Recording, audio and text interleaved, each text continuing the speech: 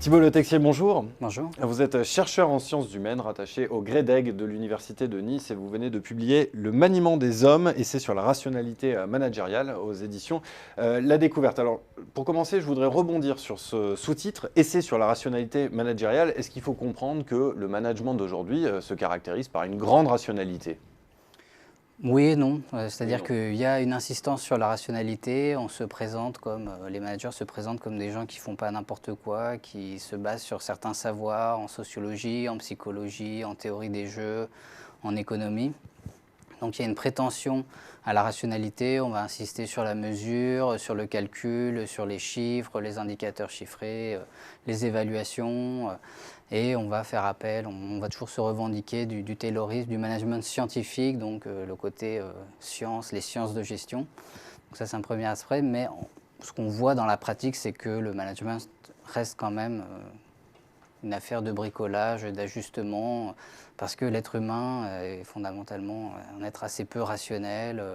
On voit bien que les grandes recettes universelles ne marchent pas tout le temps, qu'il faut toujours adapter aux configurations locales, aux personnalités, aux situations. Et donc, c'est une rationalité qui doit toujours faire avec la rationalité limitée des agents.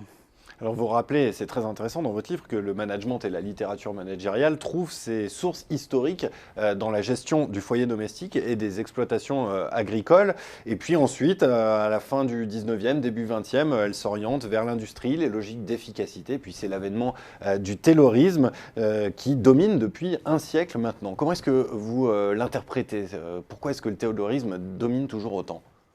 En fait, ce qui s'est passé, c'est que pendant 2 siècles, au XVIIIe et au XIXe siècle, manager, ça voulait dire prendre soin, s'occuper d'eux. C'était une pratique très personnalisée. C'était la mère de famille qui s'occupait des enfants ou des vieillards ou des personnes malades. C'était le fermier qui s'occupait des animaux de la ferme, qui s'occupait des instruments aussi, des outils. Et au tournant du XXe siècle, il y a à peu près 100 ans, Frédéric Taylor est arrivé et a adapté ces techniques à l'entreprise, mais en faisant ça, il les a aussi révolutionnées. Il a pris le contre-pied en fait, du management familial en disant ce que faisait la mère de famille, c'est tout faux. On ne doit pas gérer une entreprise comme une famille. Ce qui était familiarisé, il faut le défamiliariser, il faut le dépersonnaliser. Ce qui était informel, il faut le formaliser. Ce qui était du domaine de l'adaptation aux configurations locales, il faut le rationaliser. Et donc, il a vraiment construit le management scientifique, le management moderne, par opposition à la famille. Mais alors comment expliquer cette domination depuis un siècle ? Et donc, à ce moment-là, il a mis en place un socle de principes, donc qui sont les principes d'efficacité, d'organisation, de contrôle et de rationalisation. Et ces fondements du management, qui ont vraiment été au cœur de la définition moderne du management, sont restés stables tout au long du XXe siècle. Donc évidemment, tout le monde ne s'est pas contenté de répéter les principes du taylorisme. Il y a eu différentes écoles, comme par exemple l'école des relations humaines. Il y a eu des écoles qui ont mis l'accent sur les structures d'entreprise, l'environnement de l'entreprise, d'autres qui ont mis en avant la culture d'entreprise. Il y a eu les théories de l'excellence. Voilà. Il y a eu le toyotisme, la qualité totale, tout le temps des on reste vagues. sur les Mais mêmes en bases. fait, voilà, quand on lit ces ouvrages, on retrouve exactement les fondements, donc efficacité, contrôle, organisation, rationalisation. Donc avec des noms différents, on va insister sur la décision ou la stratégie, mais on retrouve ce fond commun de principes. Et aujourd'hui, la littérature managériale, pour moi, n'a plus d'ambition intellectuelle. On a des livres qui sont complètement creux, où c'est des kilomètres d'anecdotes pour dire des choses absolument plates. Donc, par exemple, Marcus Buckingham, son livre, son best-seller mondial, The One Thing You Need to Know, la chose que vous devez savoir, cette chose, c'est qu'il faut connaître ses passions et il faut les suivre. Voilà, c'est un livre qui fait 300 pages avec que des anecdotes. Il est dans l'avion, il parle avec son voisin et puis blablabla. Mais il y a absolument, intellectuellement, c'est complètement vide. Donc il y a peu de chances que cette littérature actuelle défasse ce socle de principes. Alors, vous n'allez pas vous faire que des amis en disant cela. Est-ce qu'il faut en conclure que le management est devenu quelque part une idéologie ? Alors oui et non, je pense que c'est devenu un sens commun, ces principes-là sont complètement acceptés aujourd'hui, on les retrouve dans le monde politique, à l'hôpital, à l'école, à l'université, dans la police. Plus personne ne remet en cause la quête d'efficacité, par exemple, aujourd'hui, la nécessité de rationaliser.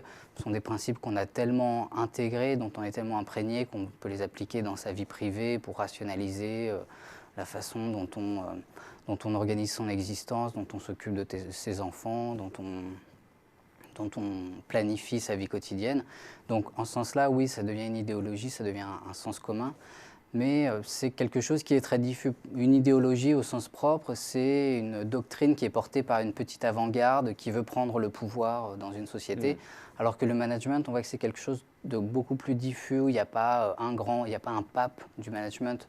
Il y a des gourous comme ça qui sont plus ou moins influents, mais il n'y a pas un pape, une référence qui va dicter comme ça à des petites avant-gardes éclairées quoi faire et comment le faire. Mais alors, on s'interroge quand même, qu'est-ce qui pourrait mettre fin à cette domination du management au sens où l'entend Taylor? Est-ce qu'aujourd'hui, par exemple, on entend beaucoup parler de l'essor des outils digitaux avec des organisations plus horizontales, avec du mode collaboratif? Est-ce que ça, c'est le signe d'un craquellement du taylorisme? Non, pour moi, c'est le signe qu'au contraire, le taylorisme est de plus en plus accepté et que le management devient quelque chose d'assez commun. C'est-à-dire que il y a Walter Lippmann qui disait quand un peuple est suffisamment discipliné, il n'est plus la peine de l'opprimer. C'est-à-dire que quand les gens sont complètement imprégnés les cadres de la domination, on peut les laisser libres, ils ne vont pas faire n'importe quoi, ils vont plutôt faire ce qu'on leur a appris à faire, ils vont plutôt reproduire des modèles qu'on leur a inculqués. Et donc aujourd'hui, ce qu'on constate, c'est si on peut de plus en plus laisser individualiser les performances, laisser les gens se gérer eux-mêmes, se coacher, c'est parce qu'ils ont intégré la logique managériale et donc ils n'ont plus besoin d'avoir un chef au-dessus d'eux qui va leur dire fais ci, fais ça, mais c'est le chef, ils l'ont intégré en fait et ils vont pouvoir se dire eux-mêmes je dois faire ci, je dois faire ça. Ils vont remplir eux-mêmes leurs fiches d'évaluation, leurs indicateurs de performance, se noter eux-mêmes, s'observer, se surveiller. Et finalement, une révolte des managers est à exclure aussi? Pour moi, ce qui se passe actuellement, c'est que les managers sont de plus en plus des managers d'eux-mêmes et donc la distinction entre manager et manager tend à se réduire. On voit qu'il y a de moins en moins on tend à réduire aussi le niveau d'échelon hiérarchique au sein des entreprises. Et donc pour moi, la révolte des managers, non, elle n'est pas en vue. Au contraire, on devient tous plus ou moins des chefs de projet, des cadres et le fait d'être cadre reste un idéal de la classe moyenne. Merci beaucoup Thibault Le Texier. Pour ceux qui veulent en savoir plus, je renvoie à votre livre Le maniement des hommes et c'est sur la rationalité managériale. Merci encore. Merci à vous.